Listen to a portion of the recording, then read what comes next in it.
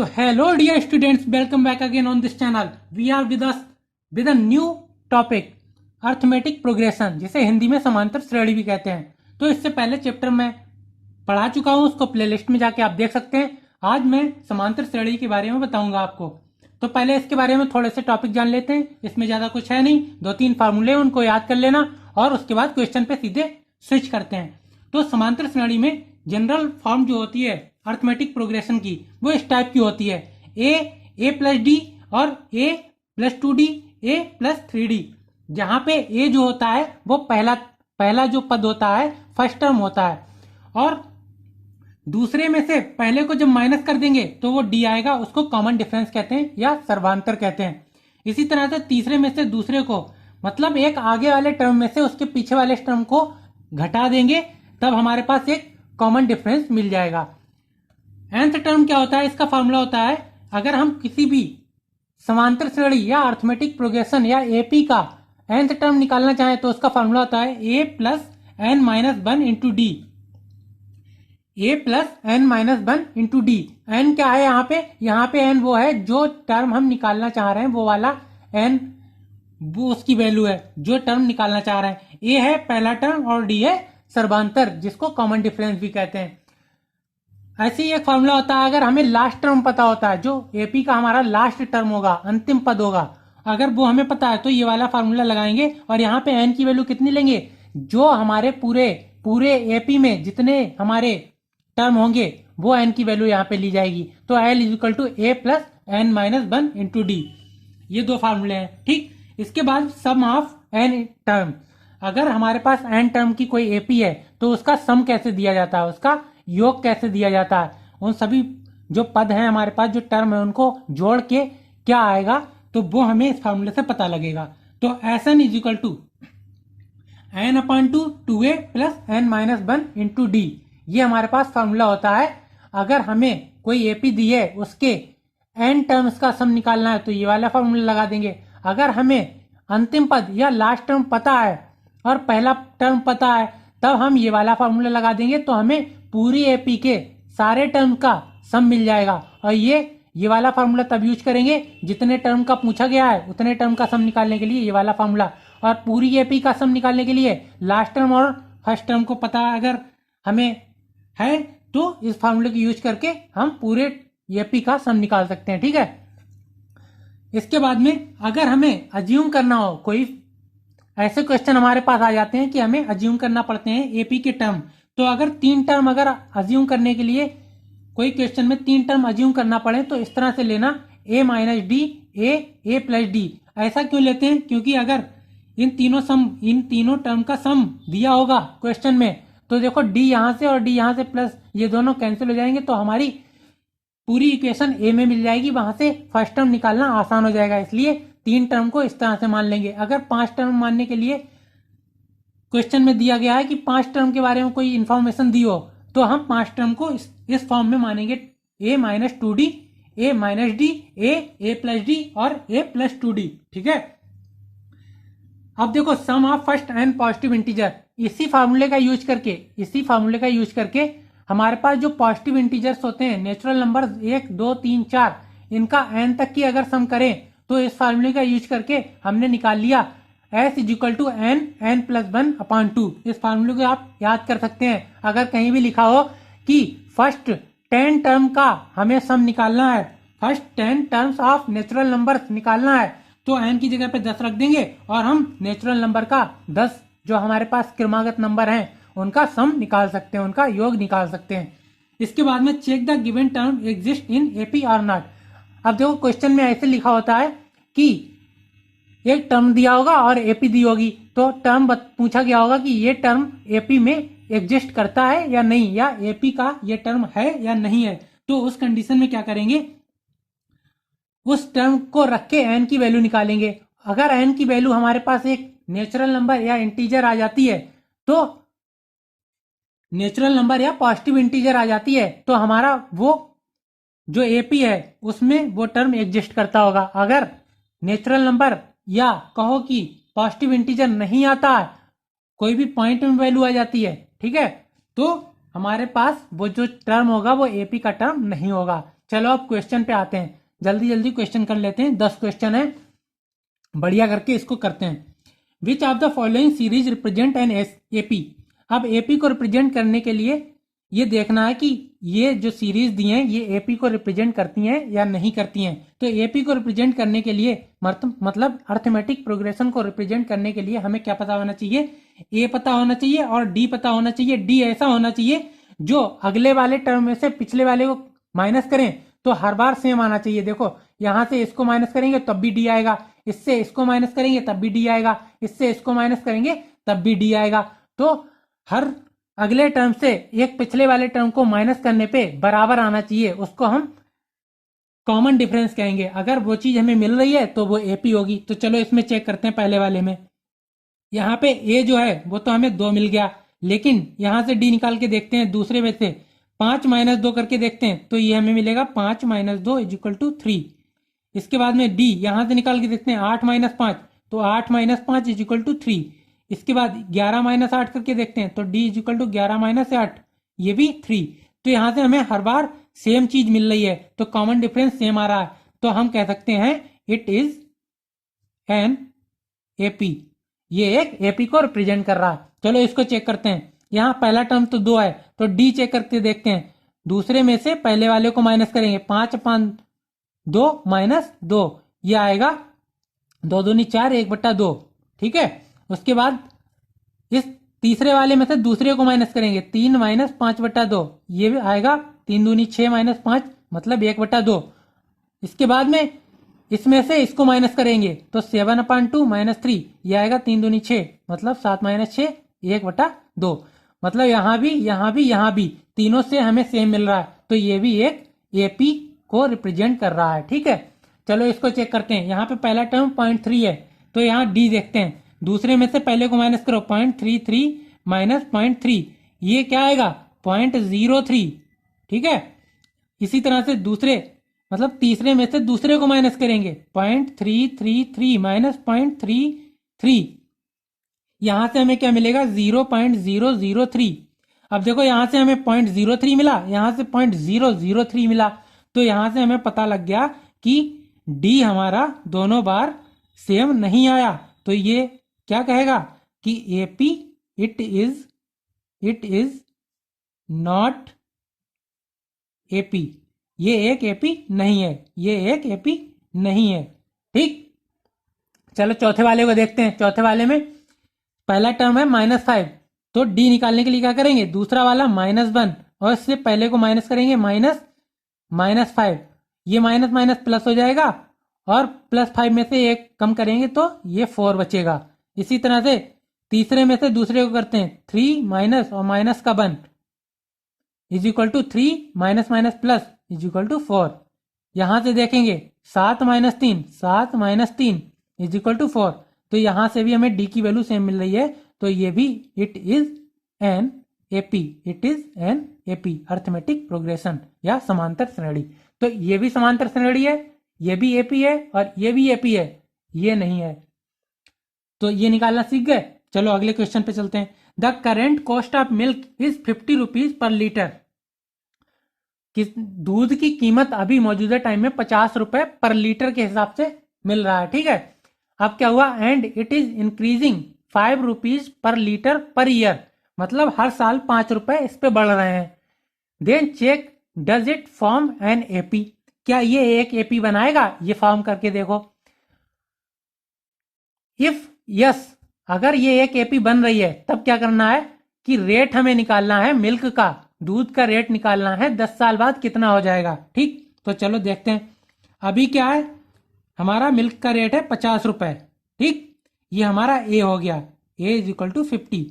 बाद में 5 रुपए हर साल बढ़ रहे हैं, तो बाद में क्या हो जाएगा 55 हो जाएगा, ठीक। उसके बाद में 5 रुपए अगले साल बढ़ेंगे फिर 60 हो जाएगा। इसके बाद 5 रुपए और बढ़ेंगे तो 65 हो जाएगा। इसके बाद और 5 रुपए बढ़ेंगे तो 70 हो जाएगा। तो इस तरह से बढ़ता जाएगा। तो देखो यहां से हमें डी क्या मिल रहा है, ये एक एपी बन रही है, देख लो। 55 माइनस 50 करेंगे 5 मिलेगा, 60 माइनस 55 करेंगे तब भी 5 मिलेगा, 65 माइनस 60 करेंगे तब भी 5 मिलेगा। तो ये एक एपी को फॉर्म कर रहा है। तो यहां से डी की वैल्यू कितनी आएगी, 55 minus 50 is equal to 5 d की वैल्यू मिल गई। अब देखो हमें ये तो पता लग गया कि ये एक एपी को फॉर्म कर रहा है, तो ये एक एपी को फॉर्म कर रहा है। यस, अब क्या हमें निकालना है कि रेट निकालना है 10 साल बाद कितना होगा, 10 साल बाद निकालना है, मतलब एन की वैल्यू 10 लेना है और टी 10 की वैल्यू हमें निकाल देना है। तो टी एन का फॉर्मूला लगा देंगे A plus N minus one into D. N यहाँ पे कितना लेना है 10 साल बाद, तो ए की वैल्यू हम रखेंगे 50 प्लस एन की जगह पे 10 माइनस वन इंटू डी की जगह पे 5। इसको सॉल्व करेंगे, 50 प्लस 10 में से एक जाएगा 9 गुणा 5, ये हो जाएगा 50 प्लस 45, 9 पंजे 45, ये हो जाएगा 95 रुपए, 95 रुपीज पर लीटर। मतलब 10 साल बाद दूध का रेट कितना हो जाएगा 95 रुपए पर लीटर, अभी 50 रुपए पर लीटर है। तो ये क्वेश्चन हमारा सॉल्व हो गया। चलो अगले क्वेश्चन पे चलते हैं। थर्ड क्वेश्चन में हमें क्या दिया है, check whether 53 and 301 is a term of the series. अब देखो चेक करना है कि ये 53 ये जो सीरीज एपी दी है हमें, इसमें एग्जिस्ट करेगा या नहीं करेगा, 301 इसमें एग्जिस्ट करेगा या नहीं करेगा, या यूं कहें कि इस एपी का टर्म ये 53 आएगा आगे बढ़ते जाएंगे तो, या नहीं आएगा, या 301 आएगा या नहीं आएगा। चलो चेक करते हैं। तो पहले हम क्या चेक करते हैं, पहले चेक करते हैं 53 को, पहले 53 को चेक करते हैं।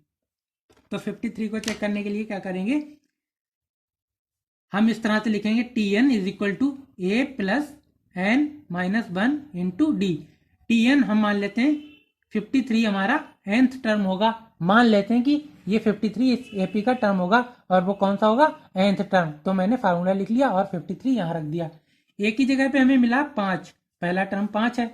फिर एन तो हमें निकालना है कि टर्म है कि नहीं है, और इसका मैंने मेथड बताया था कि एन अगर हमारे पास पॉजिटिव इंटीजर या रियल वैल्यू है, पॉजिटिव इंटीजर या नेचुरल नंबर आ जाएगा एन की वैल्यू, तब हमारा टर्म एग्जिस्ट करेगा, और अगर नहीं आएगा पॉजिटिव इंटीजर या नेचुरल नंबर, तब हमारा ये टर्म एग्जिस्ट नहीं करेगा। तो देखते हैं एन की वैल्यू। डी देखो यहाँ से क्या आएगा, दूसरे में से पहले को माइनस करो, 11 माइनस 5 6, या 17 माइनस 11 6, हर जगह 6 मिल रहा, तो डी की वैल्यू 6 हो गई। अब देखो यहाँ से हम निकालेंगे 53 is equal to 5 plus N minus one into 6। इस 5 को इधर लाएंगे तो 53 minus 5 is equal to n minus one into 6। 53 में से 5 जाएंगे, कितना बचेगा 48, 48 minus n minus one into 6। यहाँ से एन माइनस वन की वैल्यू आएगी 48 अपॉन 6, 6 48, तो एन माइनस वन मिला 8 और एन की वैल्यू मिल गई 9। अब देखो एन हमारा एक नेचुरल नंबर आ गया, या पॉजिटिव इंटीजर भी इसको कह सकते हैं, पॉजिटिव इंटीजर आ गया। तो इसका मतलब क्या हुआ, हेंस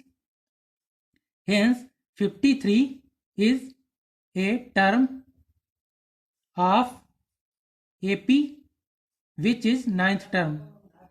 मतलब नौवां टर्म जो आएगा इस एपी का वो हमारा 53 होगा। यहां से देखो पहला दूसरा तीसरा चौथा ऐसे चलते चले जाएंगे, जो 9वां टर्म आएगा वो इस एपी का वो 53 होगा। यहां से देखो मिल गया।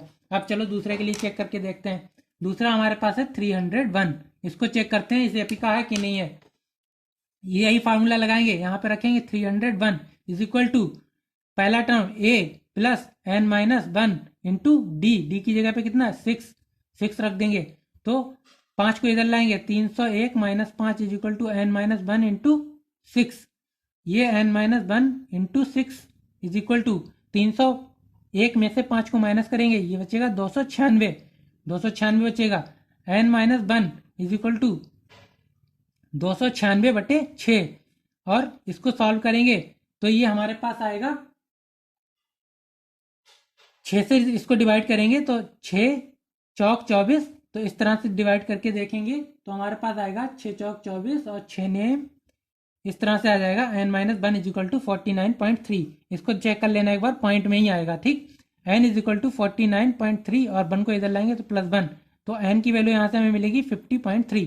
अब देखो पॉइंट में आ गई है n की वैल्यू, पॉइंट में नहीं आना चाहिए अगर ये टर्म होगा, तो पॉइंट में n की वैल्यू आ रही है, इसका मतलब 300 मतलब 301 इसका टर्म नहीं है। तो यहाँ से हम लिखेंगे हेंस क्योंकि पहले एक लाइन लिखें, क्योंकि n is not a positive integer, तो हम यहाँ से लिख देंगे hence 301 is not a term of given AP, ठीक है। जो गिवन एपी है उसका टर्म नहीं है ये। ठीक, चलो अगले क्वेश्चन की तरफ चलते हैं। Find fifth term from the last in the series. अब देखो शुरू से जब लगाते हैं, शुरू से nth टर्म निकालना है तो ये वाला फॉर्मूला लगा देते हैं, लेकिन हमें निकालना है लास्ट से। तो लास्ट से निकालने के लिए क्या करेंगे, हमें लास्ट से निकालने के लिए क्या करना है, शुरू वाले हम टर्म पता कर लें कि पांचवा टर्म लास्ट से जो है वो शुरू से कौन सा टर्म होगा। अगर ये पता लग जाए तो हम ये वाला फॉर्मूला लगा देंगे। तो सबसे पहले हम क्या करेंगे, इसमें कितने टर्म है ये पता करेंगे। ठीक, ऐसे क्वेश्चन में क्या करेंगे, अगर लास्ट से टर्म पूछा गया हो तो ऐसे क्वेश्चन में क्या करते हैं, सबसे पहले जो एपी दी है उसमें कितने टर्म है टोटल वो पता करेंगे। ठीक है, तो सबसे पहले हम यहाँ से देखेंगे ए इक्वल टू 3 है, ए की वैल्यू देखो 3 है ना, ए की वैल्यू 3 हो गई। यहाँ से डी की वैल्यू कितनी आएगी, 7 माइनस 3 करो 4 आएगी, या 11 में से 7 घटाओ तब भी 4 आएगी, तो हर जगह से 4 हमें मिलेगा डी, तो ये एपी हो गया। अब एन निकालने के लिए क्या करेंगे, हमें लास्ट टर्म पता है 64, जो लास्ट टर्म है हमारे पास वो 64 है एल की वैल्यू, तो ये वाला फॉर्मूला लगाएंगे पहले, l is equal to a plus N minus 1 into d. ये वाला फार्मूला लगा के एन की वैल्यू निकालेंगे कितने टर्म है इसमें। ठीक, तो यहाँ 64 रखेंगे एल की जगह पे, ए की जगह पे 3 plus N minus 1 into d की जगह पे 4। इसको सॉल्व करेंगे तो ये आएगा 4 एन माइनस 1, और 64 में से 3 जाएंगे, देखो एन माइनस 1 4 को ऐसे लिख लिया और 3 को इधर ले जाएंगे तो 64 में से घटाएंगे तो ये 61 आ जाएगा। ये n minus 1 is equal to 64 में से 3 को घटाएंगे तो ये 61 आ जाएगा, और 61 आने के बाद में इसको 4 से डिवाइड कर देंगे तो n minus 1 is equal to 4 से इसको डिवाइड करेंगे तो ये आएगा 4 एकम 4, 4 पंजे 20 और 4 दूनी 8, 4 पंजे 20। तो देखो यहाँ से एन की वैल्यू हमें मिली 15.25 प्लस 1, इसका मतलब 16.25। तो यहाँ से देखो एन की वैल्यू हमें मिल गई 16.25। कहीं पे कुछ गलती हुई है, कहीं पे कुछ गलती हुई है, देखो ए की वैल्यू हमें मिली 3 और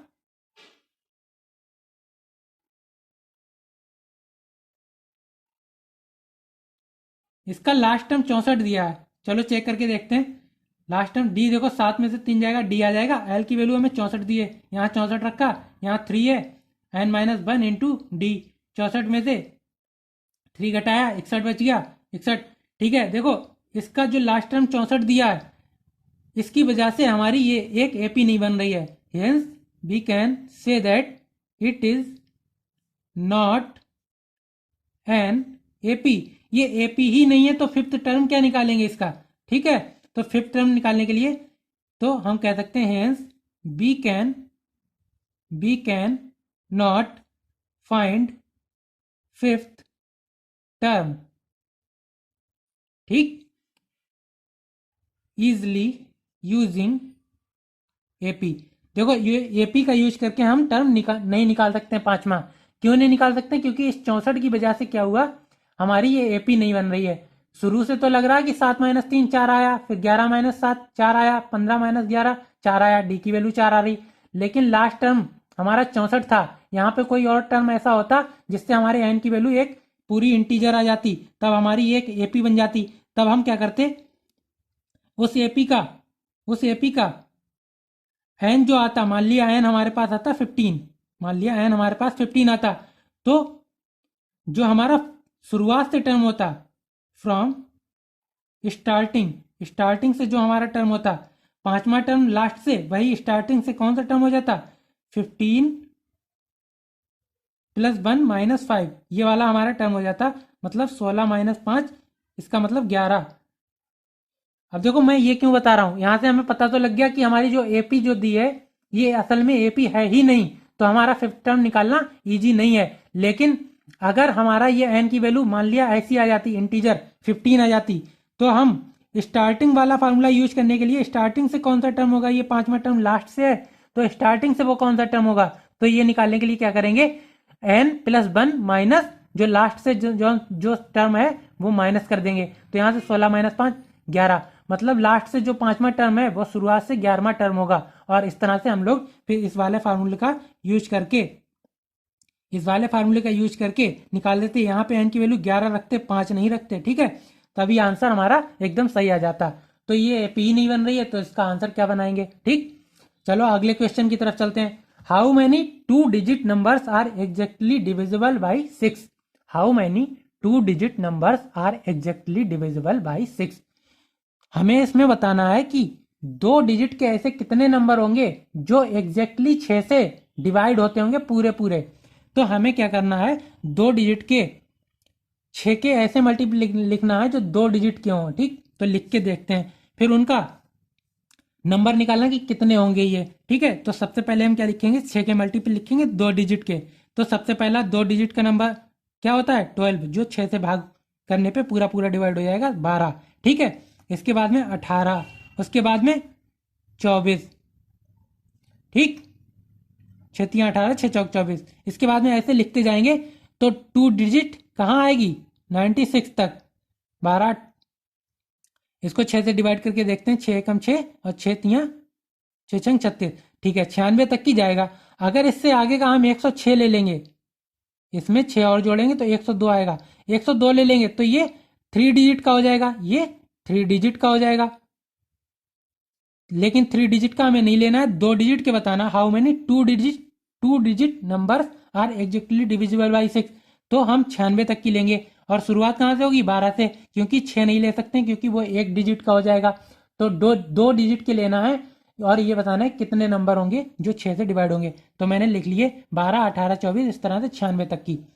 तो हमें यहाँ से मिला ए की वैल्यू 12 और डी की वैल्यू कितनी, 18 माइनस 12, 6, और लास्ट टर्म हमें मिल गया 96। तो एन की वैल्यू निकालना है हमें कि कितने होंगे। तो l is equal to a plus N minus 1 into d वाला फार्मूला लगा देंगे। एल की जगह पे 96, ए की जगह पे 12 प्लस एन हमें निकालना है और डी की जगह पे 6। तो 12 इसको माइनस करेंगे, 96 minus 12 is equal to n minus 1 into 6। 96 में से 12 घटाओगे तो ये कितना बचेगा, 84। 84 is equal to n minus 1 into 6। यहाँ से एन माइनस 1 और 6 यहाँ लिख लेंगे, इसको लिख देंगे 84, पलट के लिख देंगे, ठीक। यहाँ से एन माइनस 1 की वैल्यू आएगी 84/6। 84/6 मतलब 14, ठीक। 14 84। यहाँ से n is equal to 14 plus 1, एक को उधर लाएंगे तो प्लस का हो जाएगा। तो एन की वैल्यू कितनी आ जाएगी, 15। मतलब 15 ऐसे टर्म होंगे जो 6 से एग्जैक्टली डिवाइड हो जाएंगे और 2 डिजिट के होंगे। 2 डिजिट के 15 ऐसे ही नंबर होंगे जो 6 से पूरे पूरे डिवाइड हो जाएंगे। यहाँ से पता लग गया, ठीक। चलो अगले क्वेश्चन की तरफ चलते हैं। अगले क्वेश्चन में क्या दिया है, in an AP of 50 terms. देखो 50 टर्म की एक एपी है, यहाँ पे एन की वैल्यू बता दी, टोटल टर्म 50 है, ठीक। थर्ड टर्म इज 12, तीसरा टर्म है 12 एंड लास्ट टर्म इज 106। जो लास्ट टर्म है वो 106 है। देखो टोटल नंबर हमारे पास कितने, टोटल टर्म हमें 50 बता दिए, उसका तीसरा टर्म 12 दे दिया और लास्ट टर्म हमें 106 दे दिया। देन फाइंड एपी, हमें एपी को फाइंड करना है कि क्या एपी बनेगी जाके।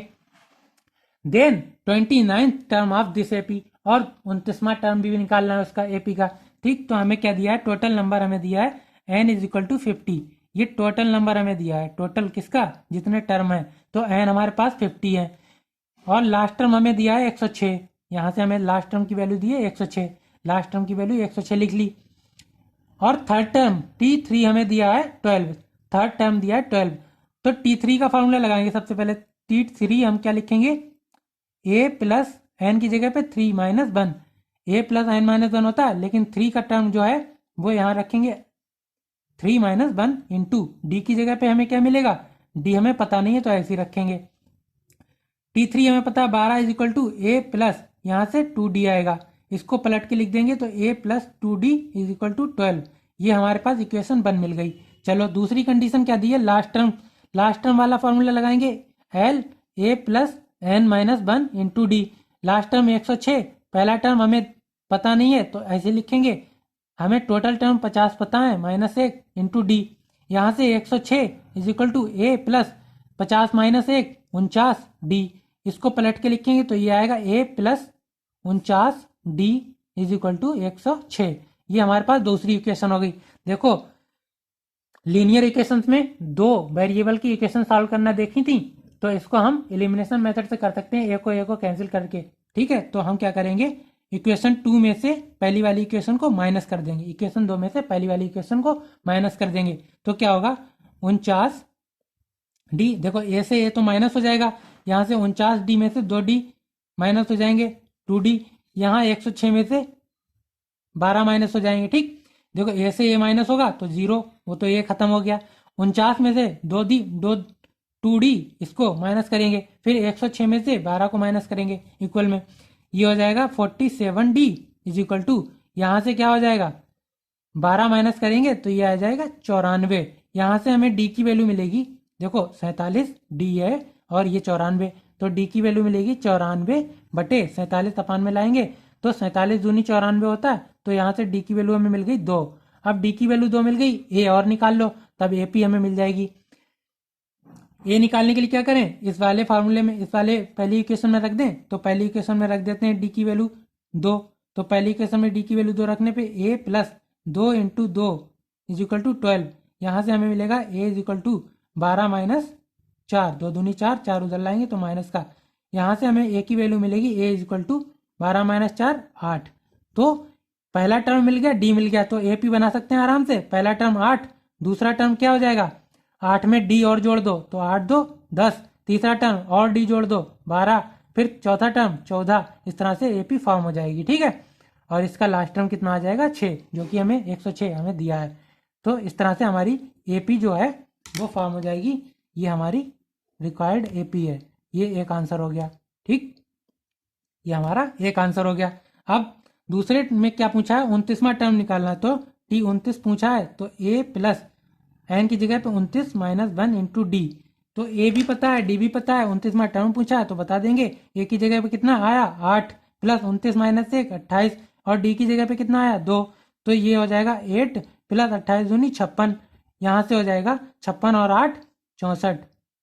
ठीक, यहाँ से हमें जो T29 हमें पूछा था वो 64 आ गया, तो ये हमारे दोनों आंसर हो गए। ठीक, यहाँ से दोनों ही आंसर हमें मिल गए। चलो अगले क्वेश्चन की तरफ चलते हैं। ठीक है, यहां तक हमने 6 क्वेश्चन कर लिया आसानी से, बड़े आराम से। ठीक है, चलो अगले क्वेश्चन की तरफ चलते हैं। Question number 7, find the sum of 51 terms of an AP whose second and third terms are 14 और 18। देखो उस एपी का हमें 51 टर्म का सम निकालना है, जिसके सेकेंड टर्म की वैल्यू हमें दी है 14 और थर्ड टर्म की दी है 18। देखो मैंने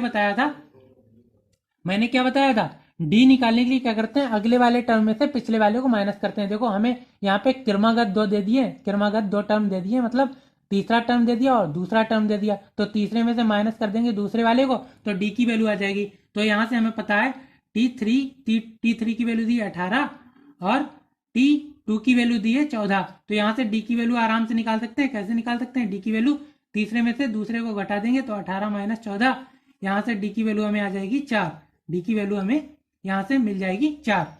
जब डी की वैल्यू 4 मिल गई तो दूसरा टर्म ये ए है और दूसरा टर्म ए प्लस डी होगा। डी की वैल्यू हमें पता लग गई 4 और दूसरा टर्म भी पता है, मतलब ए प्लस डी की वैल्यू हमें पता है, दूसरा टर्म 14 और डी की वैल्यू भी पता है हमें, डी की वैल्यू 4 है तो 14, तो ए की वैल्यू कितनी हो जाएगी 10, 14 में से 4 माइनस कर देंगे तो ए की वैल्यू हमें 4 मिल जाएगी। देखो अगले टर्म में से पिछले वाले टर्म को माइनस करेंगे तो डी की वैल्यू मिल जाएगी। तीसरा हमें टर्म दिया, दूसरा दिया, तो तीसरे में से दूसरे को माइनस कर दिया, डी आ गया। अब दूसरा टर्म हमें पता लग गया 14 और डी हमें पता लग गई 4, तो 4 और माइनस कर देंगे दूसरे में से तो पहला टर्म मिल जाएगा 10। तो हमारी जो एपी बनेगी, जो एपी बन जाएगी, एपी हमारे पास क्या बन जाएगी, पहला टर्म हो जाएगा 10, दूसरा टर्म हमें दिया था 14 क्योंकि 4 डी है इसका, तो 10 में 4 जोड़ेंगे 14 हो जाएगा, जो कि हमें क्वेश्चन में भी दिया है। तीसरा टर्म 18, चौथा टर्म 22, इस तरह से हमारी एपी फॉर्म हो जाएगी। ठीक है, अब इसके 51 टर्म का सम निकालना है, तो एन की वैल्यू में कितनी दी है 51, और ए कितना हो गया 10 और डी कितना हो गया 4। अब हमें ये वाला फॉर्मूला लगा के s n is equal to n upon 2 a plus N minus 1 into d, ये वाला फॉर्मूला यूज करके हम लोग 51 टर्म का सम निकाल लेंगे। तो यहाँ पे देखो एन की जगह पे रखेंगे 51 बटे 2, 2 ए की जगह पे 10 प्लस एन की जगह पे 51 माइनस 1 डी की जगह पे कितना है 4 डी की जगह पे 4। अब देखो 51 बटा 2 2 दूनी 10 दूनी 20 हो जाएगा। ये 51 में से 1 जाएगा तो 50 गुणा 4, ठीक। ये 51 हो जाएगा, 5 में 2 हो जाएगा और 20 प्लस ये 50 चौक 200, 5 चौक 20 और ये 200, ठीक है। तो इसको यहाँ पे सॉल्व कर लेंगे। एस 51 हमें निकालना है, तो ये हो गया 51 बटा 2 और 200 और 200 में 20 जोड़ेंगे तो ये हो जाएगा 220। अब इस 2 से 220 को माइनस डिवाइड कर देंगे, इसको इससे डिवाइड करेंगे तो ये आएगा 110। तो यहाँ से हमें जो सम मिलेगा वो मिलेगा 51 गुणा 110। इसको और सॉल्व कर लेंगे तो हमें सम की वैल्यू आ जाएगी 11 एकम 11, 0 का 0, 11 पंजे 55 और 1 56। तो यहाँ से हमें जो वैल्यू मिलेगी S51, जो 51 टर्म का सम हमें मिलेगा वो मिलेगा 5610। ये हमारा आंसर हो जाएगा, ठीक है बेटा, ये हमारा आंसर हो जाएगा। पहले देखो क्या किया इस क्वेश्चन में, मैंने 51 टर्म का सम पूछा था, सेकेंड टर्म दिया था और थर्ड दिया था। तो अगले वाले टर्म में से पिछले को माइनस करेंगे, डी निकल आएगा, मतलब तीसरे में से दूसरे को माइनस करके डी निकल आया। अब डी जब निकल आया, दूसरा टर्म पता है तो डी को और माइनस कर देंगे तो पहला टर्म निकल आएगा। तो पहला टर्म निकल आया तो हमें एपी पता लग गई, एपी पता लग गई तो 51 टर्म का सम इस वाले फार्मूले से निकाल दिया, ठीक है। चलो 8वें क्वेश्चन की तरफ चलते हैं। 8वें क्वेश्चन में क्या दिया है, if t n of an AP is defined as, देखो जो एपी का nth टर्म है वो इस तरह से डिफाइन कर दिया है इस क्वेश्चन में। टी एन की वैल्यू दे दी है 3 + 4n, 3 + 4n इस तरह से दे दिए। Then find sum of 12 terms of this AP. अब 10 इसके 12 टर्म का सम निकालना है, 12 पदों का योग निकालना है। हमें जो nth टर्म का जो एक्सप्रेशन दे दिया हमें इसमें nth टर्म का एक्सप्रेशन इस तरह से दे दिया है, तो इसके 12 टर्म का सम निकालने के लिए क्या करेंगे, इसका पहला टर्म निकाल लेंगे और डी निकाल लेंगे, जिससे हमें एपी मिल जाएगी। और एपी मिलने के बाद में हम 12 टर्म का सम निकाल लेंगे। तो हमें सबसे पहले क्या दिया, टी एन की वैल्यू दी है 3 + 4n, 3 + 4n, 3 + 4n दिया है। तो T1 की वैल्यू होगी ए के बराबर। अरे T1 मतलब पहला टर्म, और पहला टर्म को हम ए से लिखते हैं, तो ए की वैल्यू क्या हो जाएगी 3 + 4 की एन की जगह पे 1, पहला टर्म निकालने के लिए एन की जगह पे 1 रखेंगे। तो ए की वैल्यू हमें क्या मिलेगी 3 + 4 = 7। तो यहां से हमें क्या मिला, ए की वैल्यू मिल गई 7।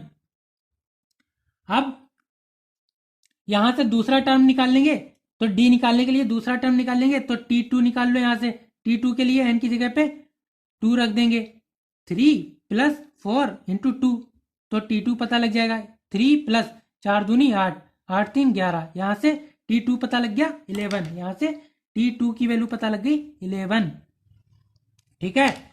तो यहाँ से डी की वैल्यू क्या मिल जाएगी हमें, दूसरे टर्म में से पहले टर्म को माइनस करेंगे तो 11 - 7 ये हो जाएगा 4। तो डी की वैल्यू हमें मिल गई 4।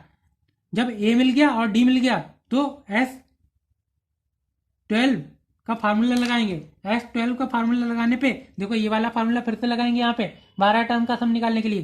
तो यहाँ पे n की जगह पे रखेंगे 12/2, 12/2 और 2 ए की जगह पे क्या रखेंगे 7 प्लस n की जगह पे क्या है 12 - 1 इंटू डी की जगह पे 4।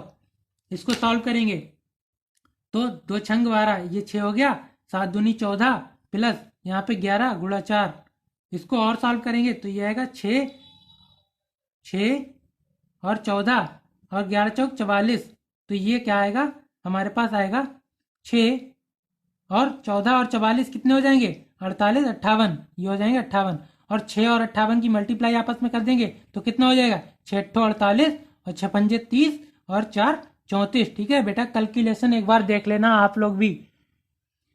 तो ये हमारा 12 टर्म का सम आ गया, ये हो गया हमारा आंसर। ठीक है, ये हमारा आंसर हो गया, 12 टर्म का सम मिल गया। कैसे किया, हमें टीएन का एक्सप्रेशन दे दिया था, टीएन के एक्सप्रेशन से पहला टर्म निकाला, n = 1 रख के पहला टर्म निकाला, n = 2 रख के दूसरा टर्म निकाला। पहला टर्म तो हमने a मान लिया, पहला टर्म तो a होता ही है, ठीक है। और दूसरे में से पहले टर्म को माइनस कर दिया तो d मिल गया। जब d मिल गया तो हमने फार्मूले का यूज करके 12 टर्म का सम निकाल दिया। ठीक है, अगले क्वेश्चन की तरफ चलते हैं। अगले क्वेश्चन, a sum of 700 rupees is use to give 7 cash prizes to student of a school for their academic performance. देखो 700 रुपए है, 700 रुपए बांटना है प्राइज के तौर पे, प्राइज के तौर पे बांटना है 700 रुपए, टोटल 700 रुपए हैं, उन्हें 7 बच्चों में, देखो 7 कैश प्राइसेस, 7 बच्चों को बांटना है, ठीक है। कैसे बांटना है? If each prize is 20 rupees less than its preceding price. देखो किसी बच्चे को जितने रुपए मिले होंगे पहले वाले को, उससे 20 कम दूसरी पोजीशन वाले को मिले होंगे, उससे 20 कम तीसरी पोजीशन वाले को मिलेंगे, उससे 20 कम चौथी पोजीशन वाले को मिले होंगे। मतलब यहाँ पे हमें क्या पता लग रहा है? डी की वैल्यू आ रही है 20, एपी को फॉर्म कर रहा है ये 7, टोटल 700 रुपीज है, उसको कैश में बांटना है। तो फर्स्ट प्राइज वाले को जितने रुपए मिले होंगे उससे 20 देखो कम, यहाँ पे लिख दिया है 20 less than its preceding price. जो पहले वाले को मिले उससे 20 कम दूसरे को मिले, उससे 20 कम और अगले वाले को मिले उससे 20 कम, तो यहाँ से डी की वैल्यू हमें मिल रही है 20। अब देखो यहाँ 7 कैश प्राइसेस मानना है, तो 7 मानने के लिए क्या करेंगे? हम मान लेंगे एपी, एपी को मानेंगे, तो एपी को मानने के लिए हम मानेंगे ए माइनस 3D, ए माइनस 2D, ए माइनस डी, ए प्लस डी, ए प्लस 2D और ए प्लस 3D। इस तरह से हम 7 टर्म मान लेंगे। मान लिया पहला बच्चा जिसको रुपए मिल रहे हैं वो इतने, फिर उससे इतने, फिर इतने, फिर इतने। देखो मैंने पीछे बताया था कि 3 टर्म मानना तो ए माइनस डी, ए माइनस ए प्लस डी मान लेना, 5 मानना हो तो ए माइनस 2D, ए माइनस डी, ए प्लस डी, ए प्लस 2D मान लेना। लेकिन यहाँ पे 7 प्राइस की बात की गई है, तो मैंने एपी के 7 टर्म मान लिए, ए माइनस 3D, ए माइनस 2D, ए माइनस डी, ए प्लस डी, ए प्लस 2D, ए प्लस 3D। और डी हमें पता था 20, जो कि क्वेश्चन में दिया था, यह समझने वाली बात थी क्वेश्चन से, ठीक है, मैंने समझा दिया। तो यहाँ से देखो सभी प्राइस का जो सम है 700 रुपए, तो पहले दूसरे तीसरे चौथे पांचवें छठे सातवें, सातों को जो मिला के हुआ जाके वो 700 रुपए हुआ जाके। तो हम क्या करेंगे? सम हमें क्या करना है? Sum is equal to 700। तो सम टोटल सबको जोड़ दो, तो सबको जोड़ोगे तो जोड़ लेते हैं, A minus 3D plus A minus 2D plus A minus D plus A plus A plus D plus A plus 2D plus A plus 3D is equal to 700। अब देखो 3D से 3D कैंसिल हो जाएगा, 3D से 3D cancel हो जाएगा। मैंने बताया था ऐसे टर्म इसलिए मानते हैं क्योंकि D के वैल्यू कैंसिल हो जाए। तो 3D माइनस का है, ये प्लस का कैंसिल हो गया, ये 2D प्लस माइनस का है, ये 2D प्लस का कैंसिल हो गया, ये D माइनस का, ये D प्लस का कैंसिल हो गया। अब सिर्फ ए बच गए और ये सब सारे के सारे पॉजिटिव हैं, तो 1 ए 2 3 4 5 6 7, तो टोटल कितना आ जाएगा? 7A is equal to 700। तो यहाँ से ए की वैल्यू हमें मिल जाएगी 700 अपॉन 7 इज इक्वल टू 100। तो यहाँ से ए की वैल्यू हमें क्या मिल गई? ए इज इक्वल टू 700। तो ए की वैल्यू हमें मिल गई 700 और डी की वैल्यू हमें पता है 20। अब देखो पूछा क्या है? Find the value of each prize. Each prize की वैल्यू पूछी है, मतलब ये पूछा, ये पूछा, ये पूछा, ये पूछा, ये मतलब 7 टर्म को पूछा है। तो फर्स्ट प्राइज बताना है। First prize is equal to क्या माना था? A minus 3D। ये क्या हो जाएगा? ए की वैल्यू आई 7, ए की वैल्यू आई 100, 7 नहीं 100। देखो 700 को 7 से डिवाइड करेंगे तो 100 आएगा ना। तो ए की वैल्यू कितनी आई? 100। ए की वैल्यू आई 100 माइनस 3 इंटू डी की वैल्यू थी 20।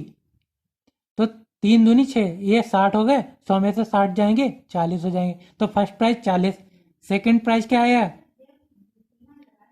सेकंड प्राइज क्या आएगा?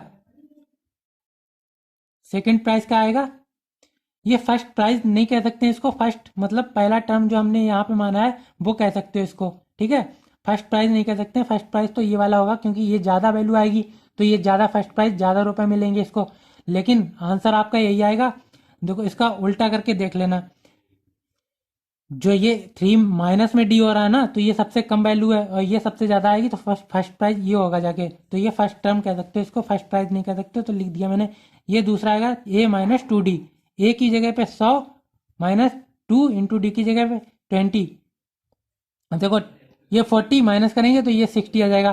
तो इसी तरह से तीसरा आएगा तीसरा आएगा 80, चौथा आएगा 100, पांचवा आएगा 120, छठा आएगा 140 और सातवां आएगा 160। तो असल में ये होगा फर्स्ट प्राइज। असल में क्या होगा, ये होगा फर्स्ट प्राइज। तो फर्स्ट प्राइज वाले को कितने रुपए मिलेंगे, 160 रुपए। उसके बाद मिलेंगे 140, 20 कम मिलेंगे। फिर तीसरे वाले को 120 मिलेंगे, चौथे वाले को 100 मिलेंगे, पांचवें वाले को 80, छठे वाले को 60 और सातवें वाले को 40 मिल जाएंगे और टोटल 700 रुपये हो जाएंगे। ठीक है, तो इस तरह से हम लोग इसको सॉल्व कर सकते हैं। चलो नेक्स्ट क्वेश्चन और लास्ट क्वेश्चन इसको सॉल्व करते हैं। Find the sum of first 40 positive integers divisible by 6। देखो 6 से डिवीजन करने पे पूरे पूरे डिवाइड होने वाले इंटीजर्स जो हैं 40 शुरुआत के, उनका हमें सम निकालना है। तो सबसे पहले देखो यहाँ पे 2 डिजिट या 3 डिजिट की बात नहीं की गई है। फर्स्ट हमें पॉजिटिव 40 लेना है, तो 6 से डिवाइड होने वाले, तो पहला क्या हो जाएगा 6 मान लो, दूसरा 12, 6 से डिवाइड होने वाला 12, तीसरा 18, चौथा 24, फिर इसी तरह से लेंगे 40 तक की। तो यहाँ n की वैल्यू कितनी हो जाएगी 40, n की वैल्यू 40, a की वैल्यू हमें 6 पता है और d की वैल्यू 6 से डिवाइड हो रहा है तो 12 माइनस 6, तो d की वैल्यू भी 6 हो जाएगी। तब इसका सम निकालना है, तो सम निकालने के लिए क्या करेंगे, s is equal to n upon 2 2a plus n minus 1 into d. तो सारे के सारे a पता है, d पता है, n पता है, सब कुछ तो पता है, तो s निकाल सकते हैं। n is equal to 40 upon 2, 2 into a की जगह पे क्या है 6 प्लस n की जगह पे क्या है 40 माइनस 1 इंटू डी की जगह पे क्या है 6। ये 40 को 2 से डिवाइड करोगे 20, ये 6 दूनी 12 प्लस ये 39 गुणा 6, ये हो जाएगा 20, 12 प्लस 6 और 39 का मल्टीप्लाई करोगे 6 नेम 54, 6 तियाँ 18 और 5 23। ठीक, इसको लिख सकते हैं 20 और 12 और 34 ऐड करोगे तो ये हो जाएगा 46, 246। इसको 2 से मल्टीप्लाई कर दोगे, इसको 2 से मल्टीप्लाई कर दोगे तो ये हो जाएगा 2 छंग 12, 2 चौक 8, 1 9, 2 दूनी 4 और 0 लगा देंगे। ठीक है, तो हमें क्या मिल गया, जो 6 से डिवाइड होने वाले 40 पॉजिटिव इंटीजर्स हैं, 40 n की वैल्यू ले ली, a की वैल्यू हमें 6 से पता है क्योंकि 6 से डिवाइड होने वाले लिखना है, और d हमें 6 से डिवाइड होने वाले से ये d मिल गया। तो 40 नंबर्स का हमें सम मिल गया, ये 4920 मतलब 4920, ये हमारा आंसर हो गया। ठीक है, तो इस तरह के क्वेश्चन को इस तरह से कर लेना, इस तरह के लैंग्वेज वाले क्वेश्चन को इस तरह से कर लेना। अगर टीएन दिया है तो इस तरह के क्वेश्चन इस तरह से हो जाएंगे, सम दिया है और लास्ट टर्म वाला क्वेश्चन हो जाए कि लास्ट टर्म से लास्ट से बताइए कि इतना टर्म, तो सबसे पहले क्या करेंगे n निकाल लेंगे और n प्लस 1 माइनस जो लास्ट टर्म है उसको माइनस कर देंगे, तो शुरुआत से वो टर्म पता लग जाएगा, और शुरुआत से जब पता लग गया तो ये वाला फार्मूला लगा के हम निकाल लेंगे। इसके बाद में इस तरह के क्वेश्चन कि तीसरा टर्म या चौथा टर्म या लास्ट टर्म दिया तो इस तरह से हो जाएंगे।